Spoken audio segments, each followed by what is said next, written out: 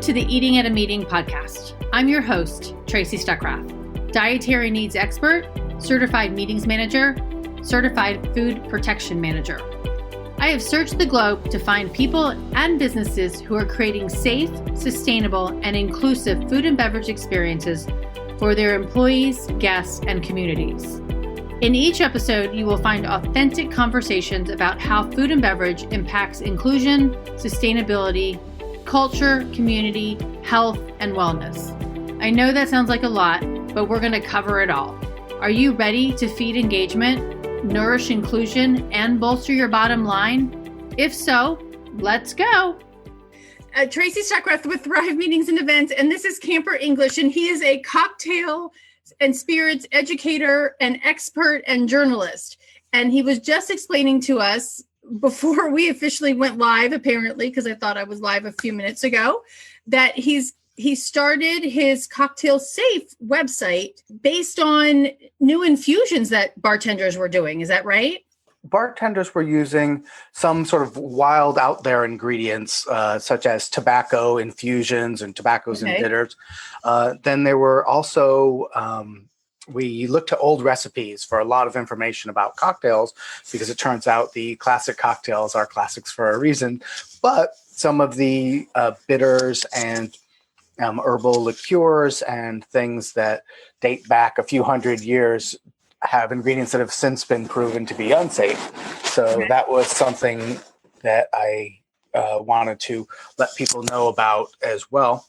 As along with a lot of ingredients are illegal, are called for in these old recipes for safety reasons. And then, but you can just go on Amazon and buy any herb you want, and the labeling is not so good. So there wasn't a centralized place for bartenders to go to find all this information on the safety of different ingredients in cocktails. And so I started with a grant from the Tales of the Cocktail Foundation, which Tales of the Cocktail puts on the biggest cocktail convention for bartenders every year in New Orleans. They had a new grant program, and I applied for and was given a grant to build a website.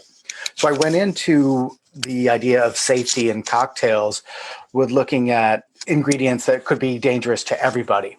But along the way would pop up occasionally ingredients that are not good for some people, such as allergens, but also like grapefruit, which interacts with a lot of pharmaceuticals, and then vegetarian and vegan and religious objection, dietary restrictions. So I also saw a lot of bars starting to do better labeling on their cocktail menus, saying, contains nuts or allergy aware on the labeling. And so though Cocktail Safe is it's mostly focused on those ingredients that are dangerous for everybody, there's a little bit of allergen information there. And then I started developing talks about it. So I first presented a talk on allergies and cocktail menu labeling at the Tales of the Cocktail Convention about a year ago. And then a version of that is what you saw on the United States Bartenders Guild live webinar that I did a bit. So although I do need to build out Cocktail Safe with a little bit better allergen information, so far my education on allergens and cocktail labeling is geared towards the bartender audience rather than consumers. I haven't been trying to run around saying like, everybody, like, watch out, there are almonds in gin, which there are. And that was what surprised me at in the Bartenders Guild thing, that there were almonds in gin. I mean, is that standard? It's in so many of the most popular gins that, it's common. And what is the almond used for? The almonds used for flavoring, essentially, with the other botanicals. And some of the botanicals used in gin are sort of there to be a binder for other botanicals to help them stick out. So some are more background flavors. Like, we don't taste almond notes in any gin that I can think of. Right. And if we look on sort of not vetted allergen websites, when people find this out about gin, they're like, oh no, gin contains nuts. It's going to kill us all. And at least as of 2007, according to a study in the UK, there had been no cases of anaphylactic shock from nuts in gin. Now that's a little bit old information, but there have been nuts in gin for centuries, and no one was the wiser. So that was helpful to learn about distillation and how allergens pass over, or in the case of allergens, they don't. So it's similar with gluten as to almonds and other allergens. If they're distilled, we have a lot less to worry about. Right, because when you talk about, when you're talking about gluten-free as well, they're saying that the liquors are distilled so much that it should not impact somebody that has celiac disease or what. But I remember when I found out I was allergic to yeast, and so I went from drinking Bud Light and beer to drinking Kettle One and Goose, and then now Tito's, and then now nothing. I don't drink anymore. But the Goose and the Kettle One, I could feel in my sinuses. But then when I switched to Tito's, because it's made with corn, it was fine. I didn't have that impact. So I think it does. It affects people in different ways, definitely, for sure. I want to talk a little bit about wine for a minute because of filtration. Wines that are filtered. And I know that filtration systems are changing a little bit, but they use egg whites and they use fish skins. And what's that word that is it's in glass, I think. Yes, in glass to filter wines. And so, so it makes it non-vegan. And where I check that out is on barnivore.com. Right. But so can you talk a little bit about that? Sure. So, as you're about to find out, it's not limited to wine. Okay. All right. Good to know. So fining agents are clarifying the wine. So instead of wine looking cloudy, like it has particulates in it, it's, see-through and shiny, no matter what color it is. Okay. And these often not vegetarian fining agents are used. So Guinness only became vegan in the last decade. Guinness was always not vegetarian, and they switched their fining agents in order to be vegan compatible. And that's the case with a lot of wines and beers, and these things don't need to be declared on labeling, at least not in the United States, at least not yet. Similar, if we think about the base of vermouth is also wine, so that may be clarified at that stage. And then anything that has botanicals added to it post-distillation. So that's could be vermouth. It could be Italian bitter liqueurs such as Campari and Fernet Branca, things like that. They could be fined with animal products. And we just don't know for most of them whether they are or not. That's going to be the case with all alcohol, distilled alcohol, that we don't know the ingredients in general because they don't have to be labeled. And that's becoming, I think, increasingly problematic and maybe short-lived. I don't know. We have a long tradition of not listing ingredients on alcohol products. And so, so for people to know, the FDA regulates the food, what needs to be labeled on nutrition labels on boxes of food. And who does that for the wines and products like that? Is that the same thing? It's the TTB, Federal Tracks and Trade Bureau. It used to be the ATF, I believe, alcohol, tobacco, and firearms, but it's now TTB is what it's called. So they have they're the FDA rules for food, and then it's almost like a subset of rules for beer, wine, and spirits. There are ingredients that are only allowed in beverages, and alcoholic beverages specifically, and not allowed in food, which is a really really unique set of ingredients. There's one paragraph in the TTB law where it's just a list of strange ingredients, but upon closer inspection, they all seem to be in the formulas of bitter liqueurs, chartreuse and Fernet and Campari and things like that. Almost like they ask everybody, all right, tell us what's in your stuff. And you don't have to listed on the label, but we know it's been in the country for 100 years already, so we'll just put those as we know they're safe in this one paragraph. And so you can't eat it, but you can drink it for a lot of these ingredients. So it's a unique subset of rules when it comes to beverages. Well, and that reminds me, I went to Terra Madre Salon del Gusto. It's a humongous food and beverage festival in Italy every year, put on by Slow Foods. And there was a session on wooding, and it was about cocktails and creating cocktails by going to do foraging in the woods and bringing those herbs and flavors into your cocktails. And again, they were saying, don't go do that because unless you're an expert on what you're picking, because you don't know if it's poisonous or, how it will react. So you need to make sure that you're an expert in that before you do that. But they weren't labeling it. And in the EU, allergens are required to be labeled on unpackaged foods, but it doesn't require it on alcohols and things as well. But I think I mentioned or commented when you were on the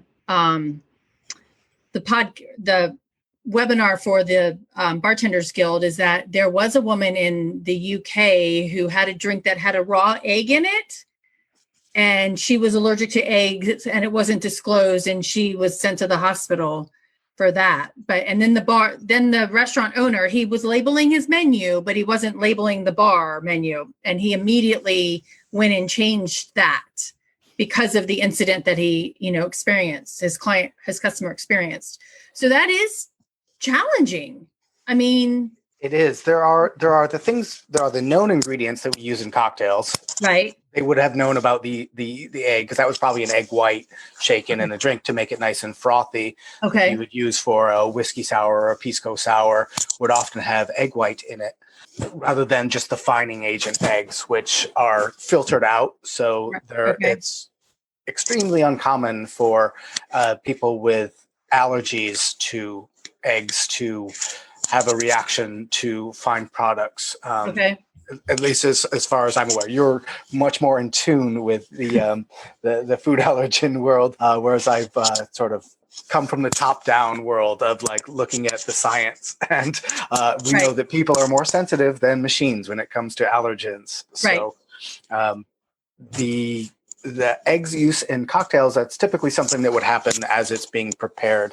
And if a bar wanted to make a drink frothy, but didn't want to scare customers away by having an egg in the drink, because it sounds gross the first time you hear of the concept of you crack an egg and it's just there to make. It reminds me of some movie. Who's the guy in the movie that was drinking raw eggs to become bigger? Rocky. Rocky. Yeah, it's not like that. These eggs are there really just as a texturizer to make things foamy and frothy, and it doesn't add any flavor to the drink unless you're doing an eggnog or something like that, where you have the white involved as well. But those are the sort of ingredients that, probably should be labeled on the menu for the cocktail menu. If you just had whiskey sour and no ingredients, then a person might not know if there was going to be an egg in that drink or not. And then there are a lot of other ingredients which are kind of hidden in jargon that we use in the cocktail world that people might not know about. And that's what I've really been trying to educate bartenders, that if there are sort of hidden ingredients that are known to be problematic for some people, then we should do a better job of calling them out. Right. We find a lot in tiki drinks because a lot of tiki drinks use a syrup called falernum and another syrup called orgeat. And these both have almonds in them. Okay. But if you were to just use typical tiki notation, Mai Tai has orgeat in it, and that's what it is. And but if we were to label that properly for allergen awareness, we want to put an asterisk. It contains almonds in it. Similarly, falernum, and then a lot of tiki drinks have grapefruit in them as well, which we try to be aware of for impacting medications that many people take. That's more than a Bay Breeze, is that right? Is it Bay Breeze? Yeah, that sounds right. And the Greyhound is vodka with grapefruit. And then it's used, so a lot of tiki bars, it's a blend of different citrus juices in specific drinks. So some will just use a shorthand and just say citrus or blend of citrus because it's used all over the menu, and it's orange, lime, grapefruit, for every, it makes a really long description on a cocktail. So we understand that there are a lot of shorthands used in labeling drinks, but I think we need to do a better job of knowing which ingredients are problematic to call out specifically. So grapefruit would be one, and the almonds in any almond syrup would be another that are particularly important. Now, so you've been doing classes at Tales of the Cocktail and the Bartenders Guild. Are you getting a lot of attendance at those sessions, and do you see more bartenders paying attention to this? So far, yeah, I think that there's an interest, and it comes along with the renewed interest to safety in general in the cocktail world. And it's still kind of early on, because the problem, as we've discussed, is that we can know what we're putting in a drink from the bottles on the shelves, but ultimately we don't know what's in the bottles on the shelf. Chartreuse liqueur, for example, is recipe dating back to the 1600s, and it reportedly has 130 different ingredients in it. Only thing that we know for sure, based on its legal category, is that it has alcohol of some sort. We don't know distilled from what, and that it has a sweetener of some sort because it's a liqueur. So that doesn't tell us if it's honey. That doesn't tell us if it's white sugar. It doesn't tell us the base of the spirit. And then it certainly doesn't tell us the other 128 ingredients that may be distilled, they may be infused in it. So there are a lot of potentials for problems. Now, most commercial products on the shelves have been vetted essentially by being on the shelves for a long time. And if there were really problematic ingredients in them, they would be better have attention called to them. It's mostly when bartenders are making their own versions of these at home that they might not be aware of the legal and safety measures, because you're just following a recipe from the 1800s and using calamus, which is illegal in the United States as a potential carcinogen, or making a homemade amaretto. So that's cyanide that we're putting into the equation. Wow. If we're using apricot pits or actual bitter almonds, then that could be a problem. So there's increased attention to that, which I think is sort of spilling over into the allergy space. But it's pretty new in the cocktail world to have a focus on it. Luckily, the people of Europe have legally mandated labeling. And on the cocktail menus, I believe the rule is that it doesn't need to be explicit on each drink's description, but that information needs to be available if you ask for it. You have to have a document or at least the knowledge of if it has these 13 or 14 allergens that must be labeled on all products in the EU. Right. So it includes the top ones that we know here in the States, plus a few extras like I believe mustard and celeriac. And sesame and that bean powder. Lupine. Lupine, yes. Yep, or lupin, yeah. And then they break out crustaceans and shellfish, crustaceans and mollusks separately. So I've taken the Serve Safe alcohol training and really mad at myself for not remembering, but I'm pretty sure that there's nothing about allergens in that conversation. Nope. I haven't taken tips. It's on my list to take. Is there anything about that, or is it more just about knowing when to cut somebody off? It's really about liability. So it's about cutting people off. Killing somebody with the drink that you serve them could be a liability issue. Right. Absolutely. Yeah. I had one bartender I was talking to who has their company had some of the best allergy labeling.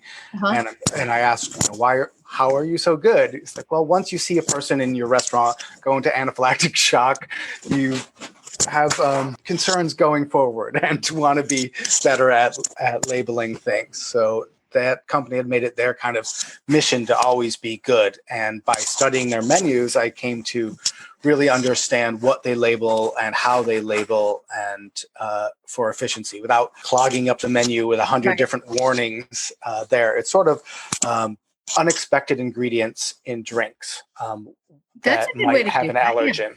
That's what they were doing. So there was a drink that had rum that was infused with Ritz crackers. And that they say, Ritz infused rum, et cetera, on the menu. But then with the little asterisks on the bottom, contains gluten, because you wouldn't expect to have gluten in a rum drink. Right, exactly. Cocktail. We would in a beer. So beer is not labeled contains gluten. But a cocktail that has sort of secret or unexpected gluten, they would label. And I thought that was a really wise way of doing things. I think so too, because that is definitely not something that you would expect, especially Ritz cracker. So as all food allergic people should do, is they should ask the questions, hey, is there anything in this? But oh my goodness, now I'm going to forget his name, but he's out of Philadelphia, and he's an expert like you. We're both connected on LinkedIn with him. But we did a webinar together last week. Oh my God, I forgot his name. But he was talking about wheat glue that is used on barrels to hold, and actually my friend Joe brought it up to me a couple of months ago too, that somebody that was in one of his wine classes said, oh, do you know if it contains gluten because of the way it's processed? And so that was a new one to him. So is that really a thing? Well, wheat paste is sometimes used just to temporarily seal barrels. It's not, and we're talking like less than a piece of gum. It's like this spread out through to hold two staves together, or at the top of the barrel to hold it in place while they're building it. So it's not very much. However, some people are extremely sensitive in barrels. So I don't know that paste is used in every sort of barrels, because wine barrels are a bit different than whiskey barrels, for example. But I've seen it used in barrels for whiskey. So there's a fair chance that can be the case. Okay. And I don't know how sensitive people are to that or not. That's the part where I don't know as far as the consumer experience of that. But that's one example where allergens don't travel over for properly controlled distillation. So that's gluten, that's nuts, anything that's distilled. The allergens are protein, which are heavy molecules left behind in the distillation process. Okay. However, you can add stuff post-distillation. So the wheat in the barrel is a post-distillation issue. If you were making a liqueur and you had honey, that's no longer vegan. It's not an allergen, but for most people. But anything you add after distillation, which is approved in most spirits categories, to have a little bit of something, even vodka, that could, for some people, be problematic. It's not typically a huge problem, but when I teach about allergies in products, the bartenders tend to say, oh, there's no way that you can have a gluten reaction to any distilled product. That's wrong and ridiculous. Well, it's actually possible and conceivable. So let's give people a break. You're not dumb and wrong for having a concern about something that you're allergic to. So I think that what I try to tell bartenders is, let's treat everything as serious, even if it sounds a little wacky. That if someone, like in the States, we're not used to people being allergic to celery, for example. And celery bitters are used in some cocktails, and maybe those wouldn't be labeled on the menu because that's not a common allergy to be aware of. But so to a bartender, like, is there any celery in here? Like, I'm extremely allergic to celery. The bartender might be like, I'm not worried about you. And if they didn't treat it seriously, could potentially dose somebody with something with a small amount. Well, yeah. And that's the thing. And talking to I'm going to say the good chefs are like, we have to treat, if it's a dislike or whatever, as serious as somebody, it could kill them. And I think bartenders need to do the same thing. I agree. to wrap up, we're in the middle of COVID-19 in this whole thing, and there's beverages to go. And I saw this morning, I think it's Illinois governor is going to make them legal. So it would be really actually behoove bartenders now to even put the labeling on those labels to go, for that. But what do you see the future of the beverage world at events? And actually you had a story that you were going to tell me about an event that you were trying to label. Is that right? Yeah. Yes. Yeah. And I think this is a sort of a good relevant case in that I do a lot of bartending at tech company events. Okay. And I try to be good about labeling as far as if it has nuts or grapefruit in it, that those are always specifically called out. Okay. However, they had enforced for this last large event that the labels look like the food labels. So on the buffet, which those are going out of existence, but they had, so it has to say, name of dish, ingredients, and then contains, might be gluten or contain or vegetarian or whatever on the bottom. And it was instantly this problem in that I was using Lillet Rosé, which is a fortified wine with various botanicals in it that are not disclosed. So I can say that this has Lillet in it, Lillet Rosé, and it has a grapefruit liqueur added to it, but I don't know what's in those ingredients.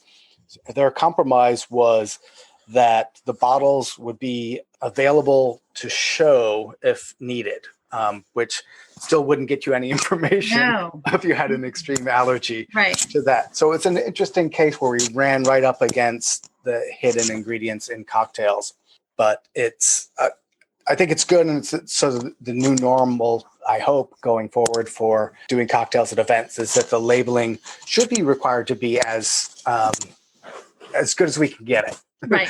Yeah. Yeah. I mean, and it's funny because when we talk about food, I'm like, I don't want your recipe. I just want you to tell me if this ingredient is in here. I don't want your secret sauce and all of that stuff. I just want to know, is this going to kill me? Right. Okay. So really quickly, because we're running short of time. One, future of food and future of beverages after COVID. Wow. I think the future of the bar experience is going to be the largest impact. Some states are doing cocktails to go, as you pointed out, which would allow people to take, rather than sitting in a bar 6 feet apart from the next person, to be able to at least take home a cocktail from that bar and enjoy it at home while missing the communality of the bar experience. Right. And that's gonna be the thing that I already miss the most, more so than the delicious cocktails by my favorite bar, is just going to those bars and the great hospitality and people there. So I don't know when the end of that is. It's gonna be interesting and kind of rough for a while. You're no longer just sitting next to a stranger at a bar and having conversation because you 6 feet apart from the next person. Like, hey, what are you drinking? That looks good. She's got their arms spread out, so my fingers can touch you, and that's it. But you shouldn't. Right, exactly, because you just touched your face with your fingers. Right. Okay, well, so again, everybody, this is Camper English. He is a cocktail and spirits educator, expert, journalist. You can find him at cocktailsafe.org, right? Yep. And then Alcademics, A-L, spell it for us. Just like academics, but put an L in there. Alcademics for alcohol. Okay, all right, awesome. And then the new one. What's the new one? Is cocktailgreen.org, which has information about sustainability, also geared towards bartenders. Okay, so we need to come back and have another conversation on that. Okay. I really would love to learn more about that as well, because I'm very much about sustainability and in our industry as well. So thank you so much for your time and your education. And I am sure that we could talk for hours on this, and I definitely want to talk for hours on this. But if you want Camper to, reach out to him to have him come speak at any one of your events and or be your bartender, right? Absolutely. When we go back to meeting and having events. Exactly. Yes. All right. Well, thank you so much. Thanks for having me. You're welcome. Thanks for listening to the Eating at a Meeting podcast, where every meal matters. I'm Tracy Stuckrath, your food and beverage inclusion expert. Call me and let's get started right now on creating safe and inclusive food and beverage experiences for your customers, your employees, and your communities. Share the podcast with your friends and colleagues at our Eating at a Meeting Facebook page and on all podcast platforms. To learn more about me and receive valuable information, go to tracystuckrath.com. And if you'd like more information on how to feed engagement, nourish inclusion, and bolster your bottom line, then visit eatingatameeting.com.